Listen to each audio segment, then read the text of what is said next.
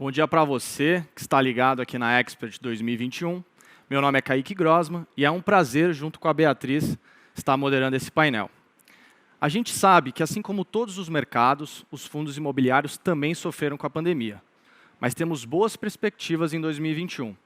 Estamos aqui com o time de peso, gestores desse mercado, Alexandre Alfer, gestor da Capitana Investimentos, Eduardo Mufarrege, sócio da JLP Real Estate, Pedro Carras, sócio e gestor da XP Asset, e Marcelo Fedak, CEO da Blue Macau. Eles vão ajudar a gente a entender as condições desse mercado. Existem boas oportunidades apesar dos desafios, certo? Então, para começar aqui, a primeira pergunta: quais são as perspectivas para esse mercado imobiliário no Brasil e no mundo, e em um contexto de pós-pandemia, com juros mais altos, pressão da inflação? O imóvel sempre foi um porto seguro para os investidores. Na percepção de vocês, vai continuar assim? Carrasco, se puder começar aqui com a gente. Obrigado, Kaique. Prazer estar aqui com vocês. Prazer, Bia, Fedak, Ale, Edu. Prazer estar aqui com vocês. Obrigado, telespectador, por estar assistindo a gente. De fato, o imóvel sempre foi um porto seguro, na nossa visão, vai continuar sendo, né? A gente viveu um momento muito conturbado em 2020, principalmente com o início da pandemia, nos meses de março, abril, talvez início de maio. E da mesma forma que o mercado desabou em poucos dias, ele voltou também muito rápido em poucos dias, o que mostra que, de fato, o mercado imobiliário é um mercado resiliente, a despeito das cotas serem negociadas no mercado secundário, e a gente está sujeito ao movimento tradicional de oferta e demanda, e naturalmente, quando vem um movimento desconhecido, chamado pandemia, muita gente vende, né, no âmbito ali do desespero. As cotas caem, mas no momento seguinte que o investidor raciocina e lembra que por trás daqueles fundos listados existe tijolo, existe papel, existe crédito, existe lastro, né? Existe imóvel, não tem por que o fundo perder 10, 20, 30, 40% de valor em poucos dias. Pelo contrário, você falou da questão da inflação. A gente realmente está passando por um momento complicado de inflação no Brasil. A inflação vem subindo mês após mês, e nada melhor do que imóvel para ser uma proteção, um hedge natural contra a inflação, né? Os imóveis têm, por natureza, inquilinos que pagam um aluguel todo mês e, normalmente, naturalmente, os contratos são reajustados anualmente pela inflação. Então, na nossa visão, é claro, um movimento difícil como esse, agora, felizmente, já do meio para o fim, né? A gente espera que a pandemia esteja já em vias finais de ser encerrada, independente aí das variantes que continuam aparecendo. A gente acha que a coisa está mais calma, mas mesmo no auge da pandemia, a gente entende que o mercado imobiliário continua sendo um porto seguro, e melhor ainda que seja via cotas de fundos listados, seja no Brasil, seja nos Estados Unidos, porque isso traz N vantagens, a gente vai falar aqui um pouco ao longo do painel. Mas a questão da liquidez, a questão da diversificação, a questão da gestão profissional, que muitas vezes o investidor não tem nem conhecimento e tem pouco tempo para fazer a gestão. Então, a gente, de fato, independente do cenário um pouco mais conturbado que a gente viveu nos últimos 12, 18 meses, a gente continua achando que é um porto seguro definitivamente. Ótimo. Fedak, tem algum complemento aqui, algo que você queria acrescentar? Bom, primeiramente, obrigado, Kaique, Bia, Alfer, Edu, Carrais e todos que estão assistindo a gente aqui. Eu queria tentar trazer, eu concordo com o Carrais, tentar trazer alguns outros elementos aqui para a discussão. Acho que assim, a gente pensa em pandemia, né, a gente tem que pensar também como é que estava o cenário pré-pandemia, né? Então, assim, o Brasil é muito diferente de outros mercados no mundo. De 2014 a 2017 teve uma crise, a pior crise da história do país, em termos econômicos, né? Então, a gente já partia de uma base baixa. Veio a pandemia, né? A gente estava com uma recuperação lenta, veio uma pandemia que jogou tudo para baixo de novo. Então, na medida que os mercados se recuperam no mundo, né, o Brasil ainda está numa base muito distante de onde ele deveria estar, né? Então, dá para trazer até alguns elementos aqui. Acho que o primeiro, que é importante, é assim, muito do mercado imobiliário é em função de oferta e demanda, né? E a oferta no Brasil ainda é muito pequena. Então, você pensar que o mercado de São Paulo tem 3 milhões de metros quadrados de escritório classe A e AAA, contra Nova York, que tem 40, parece pouco, né? Orlando tem a mesma quantidade de metros quadrados que São Paulo e Orlando tem 300 mil habitantes. Se você pensa em mercado de logística, a gente está falando de 11, 12 milhões de metros quadrados em São Paulo. Você pega um mercado como Dallas ou Inland Empire, né, que é o mercado de Los Angeles, você está falando de 58 milhões. É quase que o Brasil inteiro no mercado de uma cidade. E o mesmo vale para shoppings, o mesmo vale para hotéis. A gente está falando no Brasil, né, em São Paulo, de 40 mil quartos. Qualquer grande cidade no mundo tem mais de 100 mil quartos. Então, a gente tem uma questão de oferta controlada e, na medida que a demanda volta, esses mercados começam a performar melhor. Então, a gente tem hoje, né, quando a gente compara a atratividade do setor, a gente vê, quando se compara, né, com NTNB de 2026, 2035, né, 5, 10 anos, você está falando aí de, sei lá, 4,5, 4,80, e você está falando provavelmente de um retorno do IFIX mais ou menos perto de 8%. Então, você tem um spread que é muito maior do que você percebe muitas vezes em outros mercados, né? Nos outros mercados, geralmente, você fala em 200 bases, 300 bases, aqui a gente está com um spread muito maior. E mesmo quando as pessoas, né, muita gente fala, mas e a pré? Né? A pré já está em 10% para 10 anos. Acho que um bom exercício mental de fazer é o seguinte, né? Porque como tudo no real estate é contratualmente corrigido pela inflação, a inflação deveria estar embutida. Mas eu imaginar que você não acredite nisso, né? Então, você está falando de 10% na pré e 8% no IFIX. Se você acha que a inflação nos próximos 10 anos vai ser mais do que 2%, né? Lembrando que a meta do governo é 4,5%, você já tem um spread positivo relevante. Então, acho que isso é uma maneira interessante de pensar. E outra maneira de pensar é o seguinte, a gente até fez um estudo no nosso relatório trimestral de impacto de inflação pós-crise. E é um fenômeno super natural. O mundo inteiro tem todas as crises, desde 29 até 2008, 2009, sempre teve inflação alta, um repique de inflação. Então é natural que a gente tenha isso aqui e, como o próprio Carraiz falou, a gente tem o hedge natural da inflação. Mas se você imaginar onde os preços estão hoje, comparado com o mundo, o Brasil, em ponto de entrada, está muito atrativo. Você consegue comprar galpão hoje a $60 o pé quadrado, sendo que nos Estados Unidos, nos principais mercados, a gente está falando de 150, e alguns mercados até mais, ou você está falando de Europa, você está falando de mais de 200. E a mesma coisa vale para prédio comercial, para todas as classes de ativo. E assim, muita gente fala, mas será que é o câmbio? Não é necessariamente só uma questão do câmbio. Se você olhar o índice Big Mac, a gente está 22% abaixo de onde deveria estar. Não é que a gente está 66%, né? Como a gente vê nessas outras relações. Então, acho que tem essa questão de Porto Seguro é interessante e deveria ser uma coisa que as pessoas deveriam observar, porque o real estate costuma performar bem em ambientes inflacionários e a gente está partindo de uma base bem depreciada. Não, concordo, com certeza.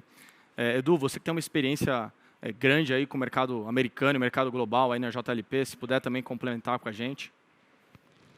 Bom, antes de mais nada, queria agradecer a XP pelo convite, também cumprimentar cada um de vocês, Bia, Ale, Carrasco, Kaique, Fedak, é um grande prazer estar aqui e também cumprimentar quem está nos ouvindo.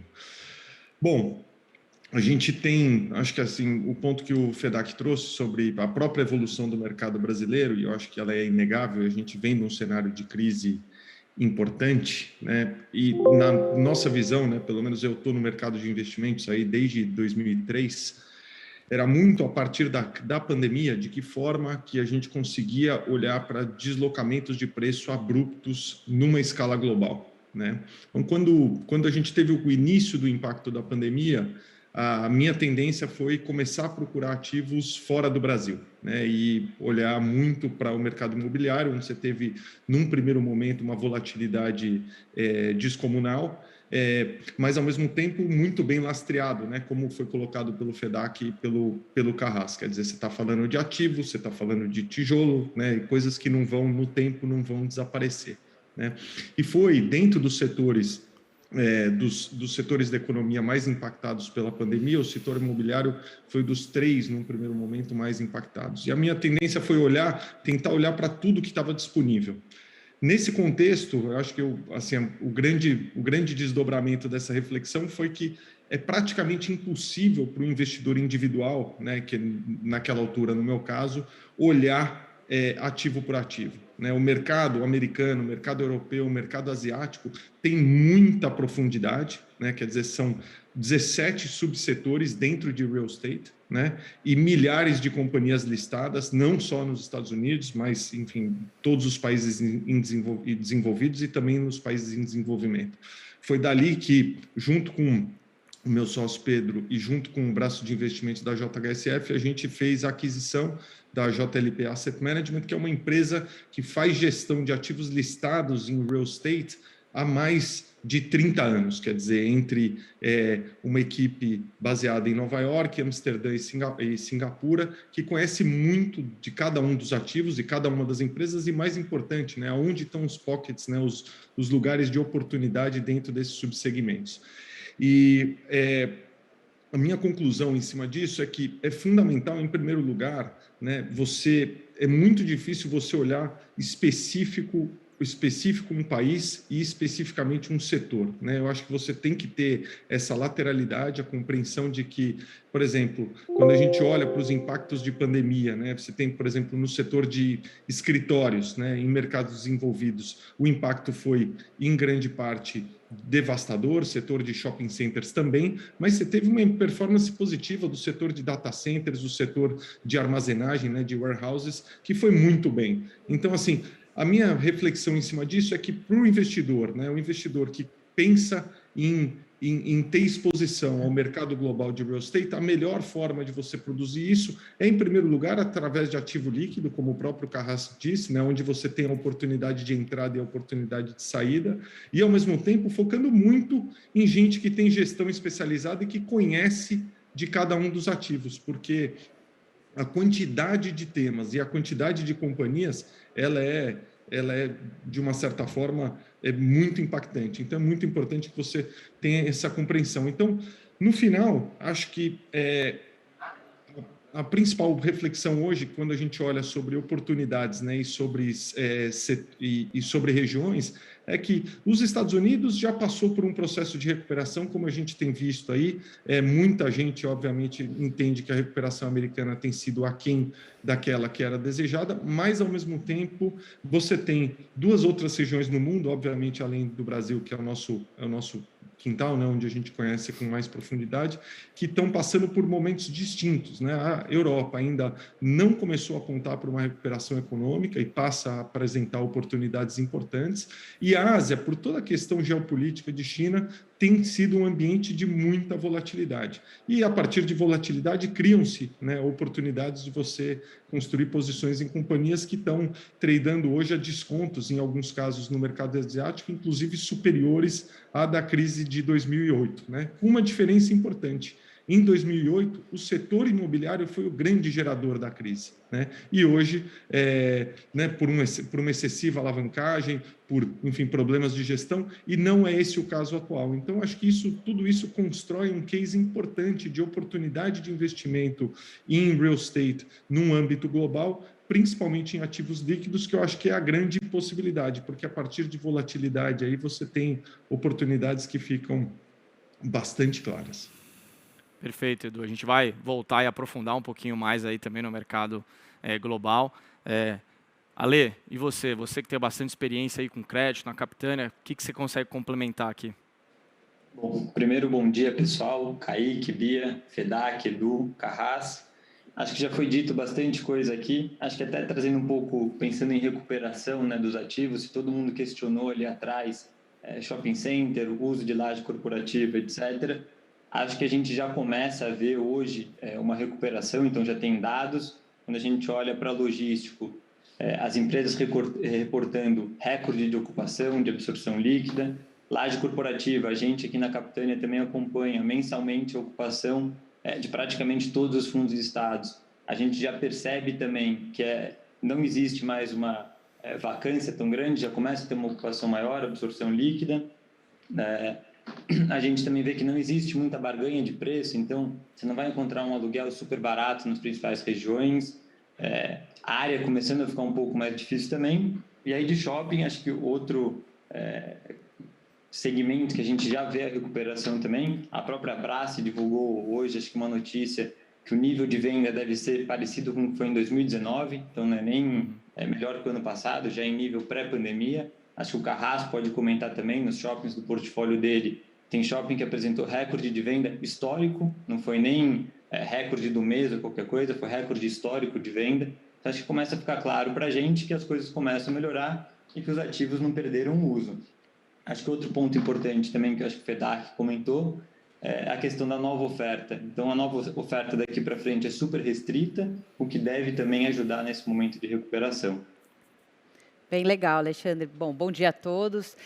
Eu acho que depois dessa primeira rodada inicial, que vocês falaram um pouco de maneira geral dos segmentos, é hora da gente entrar um pouco mais a fundo em alguns setores específicos.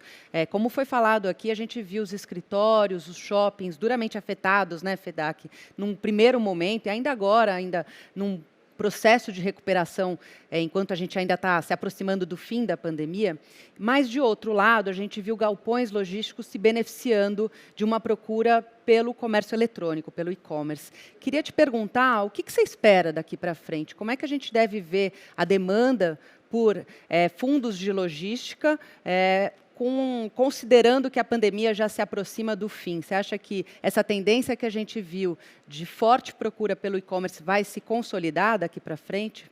Não, acho que é um ótimo tema. Acho que assim, tem algumas, acho que talvez para a gente decompor ele, tem algumas estatísticas que ajudam. Assim, se você pensar nos últimos 12 meses, na evolução do varejo global, na verdade, você teve um número de 13,1 tri que foi para 13 tri, né? Então, você teve um encolhimento de vendas de varejo como um todo. Agora, o e-commerce, ele cresceu. Dentro desse escopo, ele foi de 2 tri para 2 tri e meio. Então, ele basicamente cresceu um pouco mais de 20%. E o mercado de galpões está intimamente ligado com o e-commerce, né? Tem uma estatística que a gente gosta bastante da CBRE que diz que a cada $1 bilhão de venda em e-commerce, você gera demanda para 100 mil metros de galpão. Então, quando a gente traduz isso para a realidade brasileira, a gente está falando de um mercado hoje que é aproximadamente 100 bilhões de reais de venda por e-commerce, que cresce a 10, 15% ao ano. Então, traduzindo aí, né, usando o câmbio de 5 para simplificar, a gente está falando de 200 a 300 mil metros de galpão todo ano sendo demandados pelo mercado de e-commerce, esquecendo todo o resto e esquecendo aquela questão de a gente ter uma base baixa. Então, você tem um movimento secular que vai ajudar esse mercado a performar bem. E assim, a gente não precisa ir muito longe. Se você pensar, sei lá, usar como exemplo alguns inquilinos que a gente tem, inclusive teve matéria recente sobre eles, sei lá, Dafit, Mercado Livre, que estão no nosso portfólio. A Dafit, nos últimos 2 anos, eles cresceram o número de clientes em mais de 50%. Se você pegar o Mercado Livre, em número de itens vendidos, eles mais que triplicaram. Então, assim, é um mercado que vai continuar crescendo. A gente tem, né, como é que a gente gosta de enxergar isso, né? Sempre comparando com outros mercados. Então, você imagina que China já está quase 50%, ou dependendo da estatística, mais de 50% do varejo e-commerce. Estados Unidos e Europa, em grande parte, indo de 20 para 30. E a gente aqui indo de 10 para 15. Então, é uma tendência natural. A gente vai virar o que é os Estados Unidos e Europa, os Estados Unidos e Europa vai virar o que é a China, e a China vai bater aí num teto, não sei até onde dá para ir, né? Não dá para virar 100%, mas que seja, sei lá, 60, 70, o que seja. Mas a gente tem uma avenida enorme aí de crescimento que para a gente acha que é um setor super interessante para estar posicionado. Então, assim, basicamente, essa demanda, né, que a gente tem visto desses players e de toda a cadeia, ela, junto com o fato de que o aluguel hoje ainda está bastante depreciado, né? Então, se você imaginar hoje um galpão de qualidade, você consegue ter muitos contratos que são a R$20 o metro quadrado, né? Quando você compara isso, a gente está falando de alguma coisa como $4 o pé quadrado. Se você olhar historicamente, em 2011, esse $4 era 19. O Brasil sempre foi prêmio de América Latina, né? Então a gente sempre foi mais caro, o aluguel foi mais caro que Argentina, México, Colômbia, Chile, e hoje a gente é o país que está mais baixo, é o que está mais descontado. Então tem espaço para os ativos performarem, o mercado vai crescer e eventualmente até um pouco de expansão de valor de aluguel. Tem só um ponto que eu queria complementar, que o FEDAC foi perfeito, mas além de a gente ter uma base instalada baixa e uma demanda muito crescente, que a pandemia catalisou, acelerou, boa parte dessa base instalada tem uma qualidade, digamos, não institucional. Ou seja, são galpões que não têm perfil A ou AAA.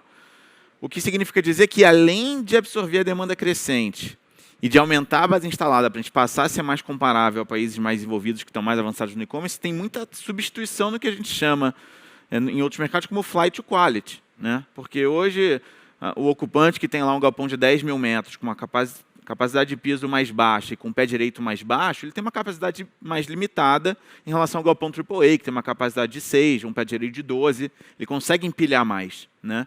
Então, acho que isso também é mais um fator que corrobora com o fato de que o setor de logística tem muito para crescer ainda, não é pouco não, tem muito. E você triangula, tem várias informações, a gente gosta também de tentar uma abordagem de vários ângulos para ver se a gente consegue testar as teses. Então, tem esse ponto que o Carrás trouxe. E assim, tem outros pontos que a gente pode levantar também. Você pega um país de PIB equivalente ao Brasil, né, a Espanha. O mercado de e-commerce, né, como eu falei, aqui a gente está falando de 100 bi de reais, a gente está falando uma coisa como 20 bilhões de dólares. O mercado da Espanha é de 40 bi, é o dobro. Então, será que faz sentido a Espanha ser o dobro do mercado que é o brasileiro? Provavelmente não, né? A gente tem a população maior e tudo mais. Então, acho que traz bastante ânimo para a gente. Esse setor é um que a gente gosta bastante. E a gente acha que ainda tem bastante, tem muitos anos aí de performance positiva. Não, concordo. Acho que até pegando um gancho, e aí vai uma pergunta para o Edu, que tem bastante experiência aí. Quais são as tendências no mercado americano, né? Você recentemente adquiriu, como você falou, participação na JLP, que tem aí os fundos que investem em real estate global. Eu queria saber, poxa, na sua opinião, que impactos, né, o mercado de REITs teve aí com a pandemia e qual que é a sua visão e da JLP para esses investimentos de real estate global ou até mesmo local? Perfeito. Acho que, assim, primeira mensagem para reflexão aqui nossa combinada é que certamente o Brasil sempre vai ter muita oportunidade, tem muita gente aqui super especialista em Brasil, mas acho que do ponto de vista de alocação de portfólio para o investidor, é importante ter uma cabeça no mundo, né? Não somente aqui uma cabeça local, tá com uma visão um pouco mais expandida, né? E, ao mesmo tempo, é praticamente impossível você ter exposição a alguns subsetores, vou dar aqui 3 exemplos, né? Data centers, torre de celular, healthcare, né? Através da Bolsa Brasileira, né? Então, e hoje, quando você vê a oferta, né, de disponibilidade de ativos para você poder ter exposição a esses subsetores, que são subsetores que têm evoluído muito aí nos últimos tempos, o mercado global oferece esse tipo de possibilidade, né? Quando a gente olha, né, um pouco de retrospectiva dos setores que foram mais impactados pela pandemia, né, recentemente, nós estamos falando de 3 áreas principalmente, né? Área de escritórios, varejo e hospitalidade, né? Hospitalidade, estamos falando desde de senior living até hotéis, né, que você teve um movimento de fechamento grande, né, de disponibilidade de quartos, por exemplo, nos Estados Unidos, né? Então, esses foram os setores mais afetados e que já estão construindo uma pressão inflacionária aí de curto prazo, né? Eu acho que quem estava acostumado a pagar por um quarto de hotel, historicamente, né, uma tarifa nos Estados Unidos de 150, 200 dólares, vai ver pela própria retração de oferta que você tende a ter uma pressão inflacionária aí de curto prazo, que vai, até essa demanda tá de uma certa forma equalizada, vai trazer aí impactos importantes. Então, esses setores são os setores que estão aí de fato dependendo desse novo normal, né? Ao mesmo tempo, e aqui nesse contexto, né, o mundo e o Brasil não ficam num lugar muito diferente, né? Você teve alguns subsetores que acabaram se beneficiando de forma bastante forte, né? Eu diria principalmente os data centers, né, as empresas de torre e a parte de logística, né, e armazenagem, né, desde mini, né, de warehouses, né, de tamanho pequeno, né, para indivíduos, até warehouses para players de e-commerce, para empresas que precisavam ampliar seu buffer de armazenagem, porque, enfim, tinha uma necessidade de estar mais próximo do seu cliente nesse momento onde as pessoas deixaram de frequentar as lojas com mais avidez. Então, esse foi um pouco do cenário que a gente viu, e agora, olhando um pouco para frente, né, acho que assim, acho que os 2 pontos que são importantes matricular. Primeiro, a presença global, eu acho que ela, de uma certa forma, ela te permite estar naqueles pockets que hoje ainda estão, de uma certa forma, mais descontados, né? E eu trouxe aqui o caso de Europa como uma oportunidade clara, ao mesmo tempo Ásia, especificamente em alguns ativos também com oportunidades bastante evidentes, e ao mesmo tempo a definição de, dentro desses subsetores, quais são os cavalos vencedores, quais são os cavalos que vão ter um pouco mais de dificuldade. Então, olhando, por exemplo, dentro do setor de shoppings, nos Estados Unidos, você tem desde os players de outlets, você tem os players de strip malls, né, que são aqueles shoppings pequenininhos que você tem praticamente em toda a cidade americana, até os players muito maiores, né, como a Westfield, por exemplo, que é uma companhia listada no Reino Unido, que é o maior player de shoppings global. Então, fazer essa diferenciação e o stock picking dentro dentro dos subsegmentos para o tipo de ativo que você quer estar exposto, para mim, é a proposta mais vencedora para quem quer ter essa exposição global. Até porque Brasil é importante, mas como a gente falou, para o investidor cada vez mais também ter exposição global, seja por uma questão de educação, seja por uma questão mais importante de diversificação de portfólio e de potencial, né, de potencial yield da sua carteira, passa a ser cada vez mais relevante. Bem legal, Edu. A gente viu nos últimos tempos uma preocupação crescente com inflação. Acho que é um dos grandes temas que está sendo discutido aqui na Expert e que, com certeza, também faz parte do universo de fundos imobiliários. Então, a minha dúvida agora vai para você, Alexandre. A gente viu uma demanda crescente de investidores, tem visto, por fundos imobiliários de recebíveis, fundos de papéis. E essa pressão inflacionária, de certa forma, ajudou um pouco esse segmento. A minha dúvida é, o que a gente deve esperar daqui para frente? O investidor deve seguir atento, deve seguir de olho nas oportunidades desses fundos? E que tipos de mudanças a gente pode esperar no que diz respeito aos indexadores desses fundos? A gente viu, já está vendo, né, uma troca de alguns gestores de IGPM por IPCA. Queria saber como é que você está enxergando daqui para frente esse movimento. Tá bom. Acho que o segmento dos fundos de recebíveis, né, de dívida imobiliária, sem dúvida, foi um dos que mais cresceu recentemente. Até hoje, é o segmento dentro de fundo imobiliário mais expressivo, então, em maior número de fundo e até em valor de mercado também, hoje é o maior. E aí, acho que 2 pontos, né? Durante a pandemia, foi um segmento super resiliente, então, se shopping ficou fechado, o rendimento, às vezes, diminuiu um pouquinho, laje corporativa também. Do lado de dívida, o efeito foi mais tranquilo, né? Então, o rendimento continuou caindo. Por outro lado, teve também o rendimento mais alto, então o dividend yield dessa classe acaba sendo um pouco mais alto, parte até pelo fator inflação que você comentou. Então, hoje, IPCA na casa de 9%, IGPM para cima de 30%. Então, com certeza, isso deu uma melhorada nos rendimentos mensais. Agora, um ponto de atenção é justamente isso, né? Então, você tem ali os projetos que tomaram a dívida atrelada ao IGPM, hoje estão tendo correção 12 meses, 30%, 30 e pouco. Então, acho que é muito mais ficar esperto na saúde financeira dos projetos também e até entender se faz sentido ou não faz sentido, senão a gente vai começar a ver um aumento de inadimplência desses empreendedores. Acho que um ponto importante é o que você comentou, a gente já tem visto, inclusive, apesar até do projeto de lei que busca deixar só o indexador IPCA, a gente já tem visto muitos gestores de fundo imobiliário se antecipando e conversando com os tomadores para justamente fazer essa troca do indexador, então prevendo que pode ser algum problema no futuro. E aí isso do lado da dívida e acho que do lado do ativo também. Então, o Carrasco, o FEDAC, que tem os fundos de tijolo, conseguem até complementar, mas a gente tem visto também locador e locatário sentando na mesa, conversando e às vezes até trocando o índice também de IGPM para IPCA, tá? É mais ou menos isso que a gente tem visto. Legal. Quer complementar, Carrasco ou FEDAC? Quer falar?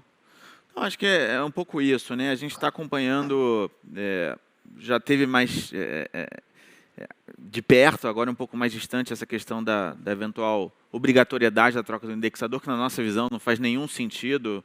Imagina um fundo de private equity, por exemplo, que tomou uma dívida IGPM, tem o hurdle do fundo a IGPM, ou, eventualmente, um cara que tomou uma dívida, né, a IGPM, e tinha o contrato de locação lastreado a IGPM, quer dizer, você vai causar um descasamento, vai atrapalhar o mercado como um todo. Então, a gente entende que a obrigatoriedade ela não tem que acontecer definitivamente. Por outro lado, acho que tem que existir diálogo, né? O mercado imobiliário existe muito por conta da relação locador-locatário, ou proprietário-ocupante, né? No caso do cliente de um hotel. Então, você tem que sempre estar entendendo o movimento de preço que o mercado vai te demandar, oferta e demanda. Eu acho que é sempre uma relação de oferta e demanda. E nesse contexto não parece, né, um índice de 30%, 35% de inflação nos últimos 12 meses, parece não estar condizente com o momento de mercado macroeconômico que a gente viveu no mundo inteiro, não só no Brasil, mas no mundo inteiro por conta da pandemia. Mas é algo que você sente que tem uma pressão dos locatários querendo trocar, ou simplesmente a questão do diálogo, um bom senso? A gente tem tentado se antecipar também, e cada diálogo é um diálogo, não existe uma um padrão, não existe uma discussão de praxe, né? Existe uma discussão pontual com cada um deles. A gente não tem percebido, ou pelo menos não tem feito, a mudança em definitivo do GPM para o IPCA. Por conta disso, você mexe não só naquele contrato, você mexe eventualmente num funding que você tomou para aquele projeto, você mexe na estrutura do fundo, você mexe numa série de coisas, então a gente não tem trocado em definitivo, porém, tem procurado entender a situação daquele inquilino, em que segmento ele atua, o que sofreu, o que não sofreu, para aí sim fazer algum tipo de concessão relacionada aos últimos 12 meses, que me parece aí sim bastante razoável. Eu acho que, só para complementar, eu concordo, e a gente aqui, no final, tem que ter o benefício, né, da gente estar partindo de uma base mais depreciada, né? Então, tem muitos contratos de locação que foram, no momento de crise, corrigidos para baixo em, sei lá, em 40%, 50%, então, eventualmente, uma retomada agora ainda deixa ele em patamares que são razoáveis para ambas as partes. Obviamente, ninguém gosta, né, todo empresário ou locatário, né, ele gosta de previsibilidade. Então, ninguém gosta de estar esperando, sei lá, 5 a 10 e vem 30. Né? Então, esse tipo de coisa, muitas vezes a gente tem situações onde que dá para você acomodar mais, dá para acomodar de forma mais criativa, menos criativas. Agora, no longo prazo, né, o que seria ideal é os índices convergirem, como no passado sempre foi o caso. Né? O simples fato da gente ter 2 índices já não é muito usual. Né? A maior parte dos países, você olha e tem um índice de inflação que é o de referência, e a gente aqui ter 2 não é um pouco subótimo.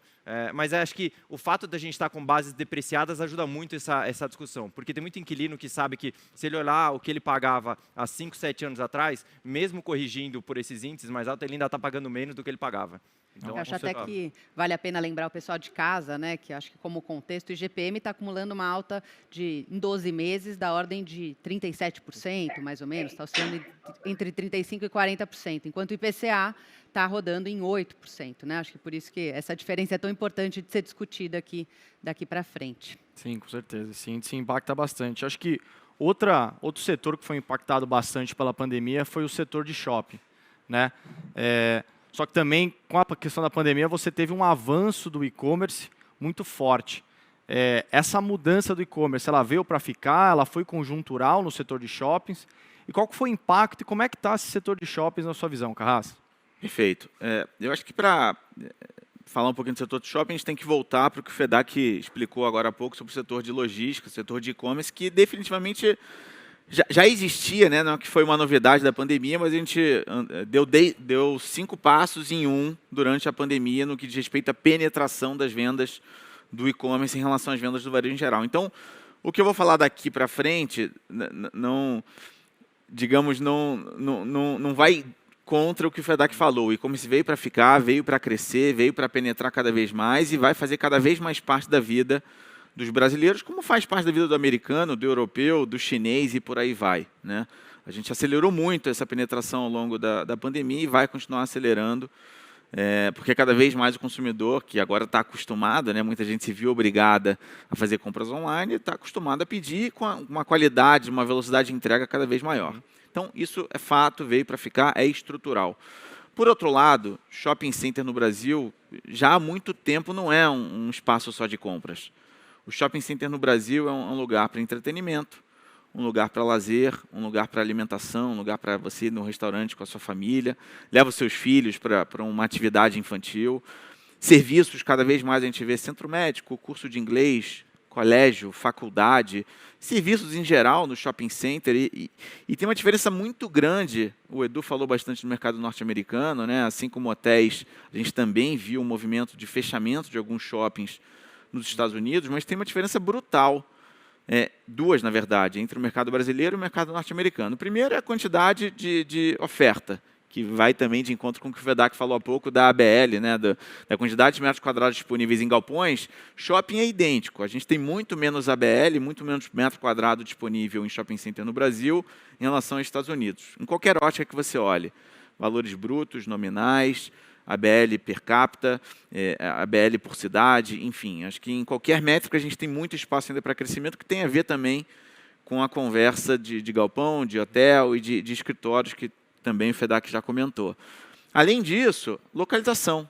Tem muitos shoppings nos Estados Unidos nas regiões periféricas, né, fora dos grandes centros urbanos. E aqui no Brasil, os shoppings estão no miolo das cidades, né? No meio do, como a gente costuma dizer, no fervo, né? Onde está a renda, onde está a população, onde está realmente o poder de consumo, né? O potencial de consumo. Então, isso faz muita diferença. Eu acho que shopping no Brasil continua sendo uma vertente muito forte de consumo, seja porque a localização é premium, seja porque a gente tem um mix muito mais completo. Cinema em shopping center nasceu no Brasil. Cinema não era um negócio comum lá fora, anos atrás. Shopping no Brasil, o primeiro shopping no Brasil é o Guatemi Faria Lima, aqui em São Paulo. Tem aproximadamente 60 anos de idade, um pouquinho mais. Poucas pessoas sabem isso, né? Pois cinema em shopping é um negócio de brasileiro. E tem uma questão chave também que eu acabei não comentando, que é importante mencionar, é cultural. O povo brasileiro é um povo simpático, é um povo que gosta de estar com outras pessoas, é um povo que gosta de ver outras pessoas.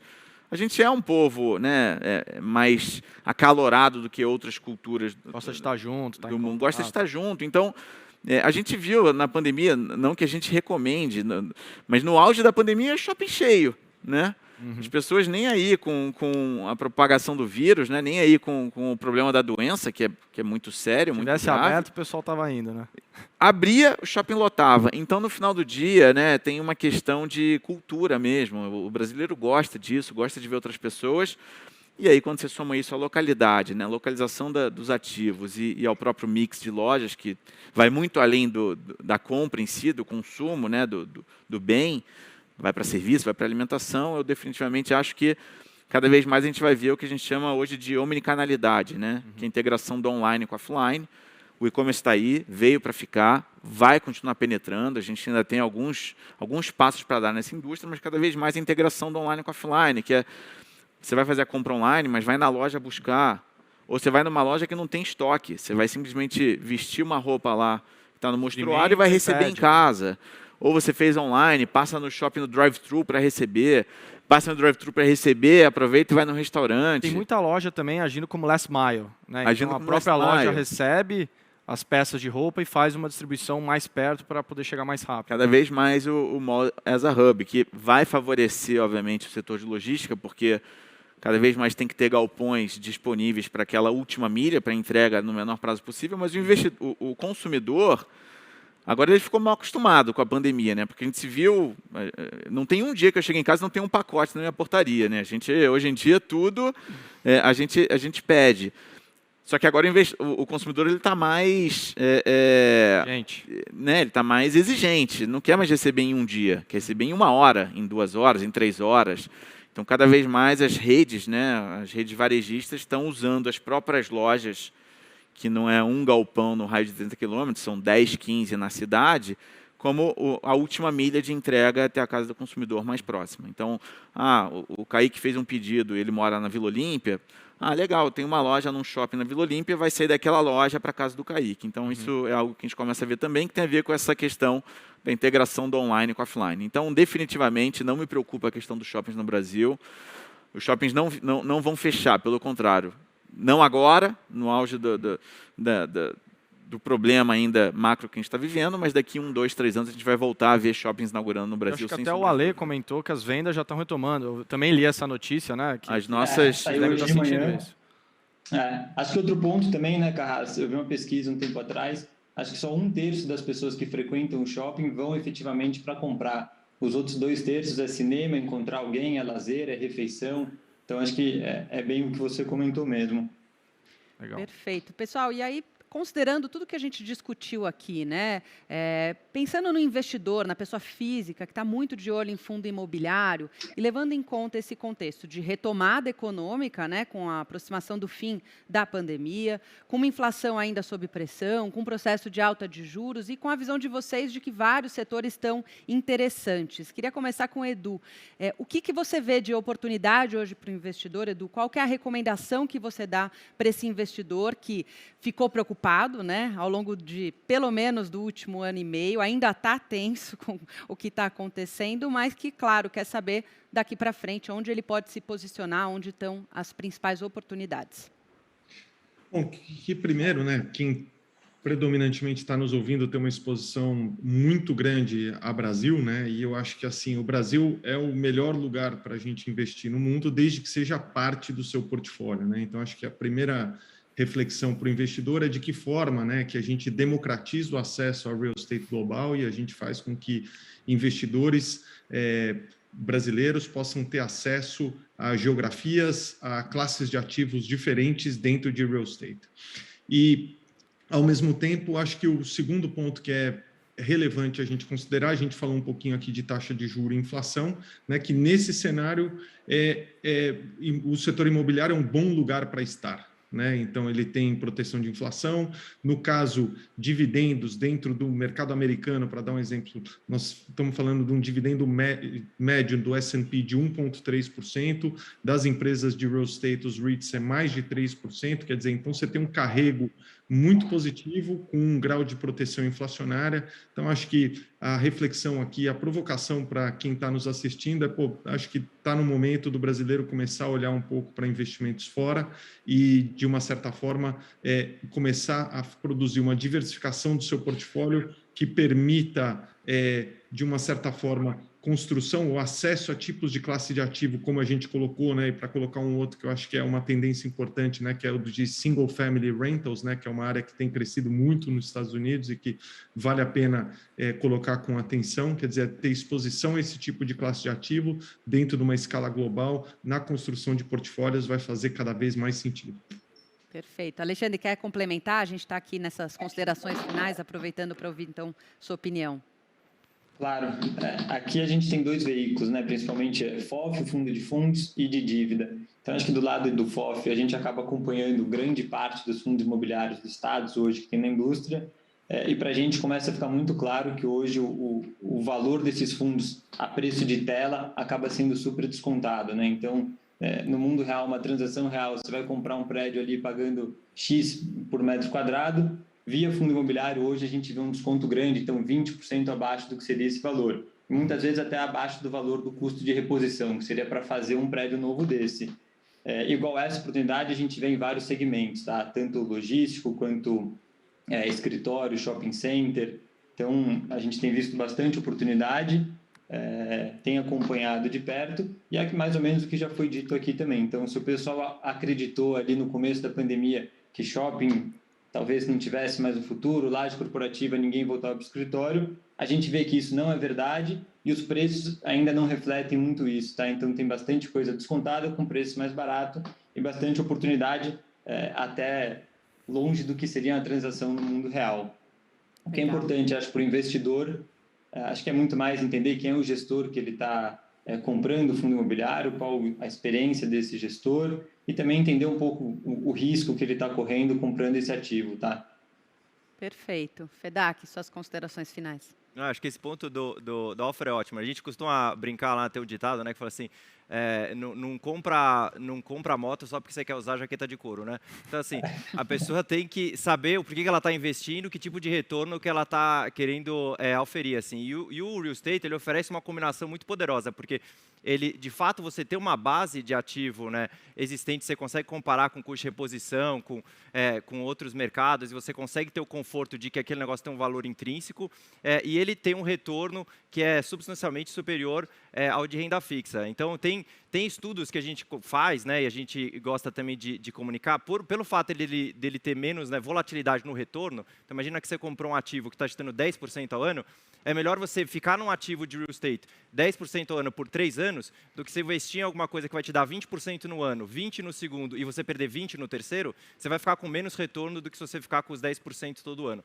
Então, obviamente, a gente, o poder do retorno, né, do juro composto aqui é muito alto no real estate, e tem até outras maneiras de olhar, né? Se você imaginar que você faz um investimento que você está esperando um retorno total de 10, né, e você está num veículo que não te distribui dividendo, né, o fato de você estar num veículo imobiliário que todo mês te distribui dividendo, não só você tem a capacidade de poder tirar parte daquilo da equação e reinvestir em outra coisa se você quiser, ou usar aquele dinheiro para você pagar suas contas, o que seja, mas se você reinvestir, esse dinheiro no mesmo fluxo, o seu 10 vira 10,5. Né? Então, você consegue, e se você imaginar isso no prazo, né, você reinvestir os dividendos e comprando mais cota e esse negócio, né, entrando nesse ciclo virtuoso, você consegue criar um portfólio de retorno muito interessante, que ele é menos volátil e ele vai te dar, né, no longo prazo, você imaginar 5, 10 anos, você vai estar aí com um retorno muito superior a quem muitas vezes ficou exposto a altíssimas volatilidades e que eventualmente teve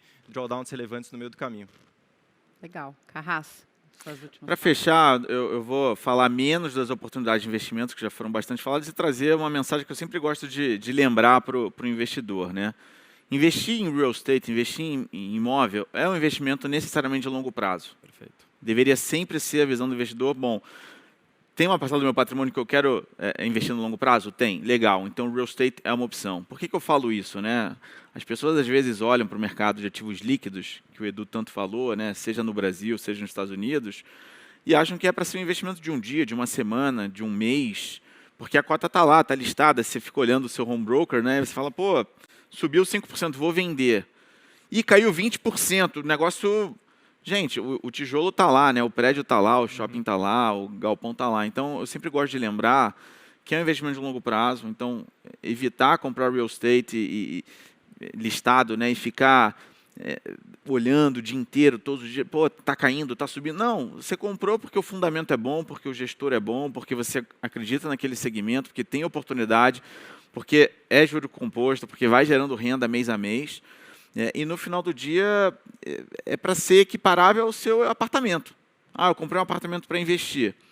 Tudo bem, opção sua. Você está comprando um fundo imobiliário também para investir. Você não fica ligando para a imobiliária todas as semanas ou todos os dias perguntando se o apartamento subiu ou caiu o preço. Né? Você nem sabe. Você só vai saber um dia se você for vender. Você não fica acompanhando. Ah, começou a pandemia. Ninguém ligou para a imobiliária no dia seguinte que começou a pandemia e falou... Meu imóvel está valendo 30% a menos, vende.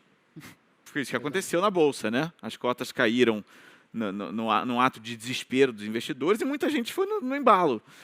O imóvel está lá, o shopping está lá, o galpão está lá. Então, acho que a mensagem que eu queria passar aqui para aquele investidor que gosta do mercado imobiliário e olha o mercado de FIIs ou de REITs nos Estados Unidos como investimento é líquido, é ótimo, mas é a longo prazo. Não deveria ser um investimento de uma semana ou de um mês. Perfeito. Perfeito. Bom, queria agradecer a todos pela participação, Alexandre, Mufarrege, Carras, Fedak, a companhia do Kaique. Espero que você que está nos assistindo tenha aproveitado e até a próxima.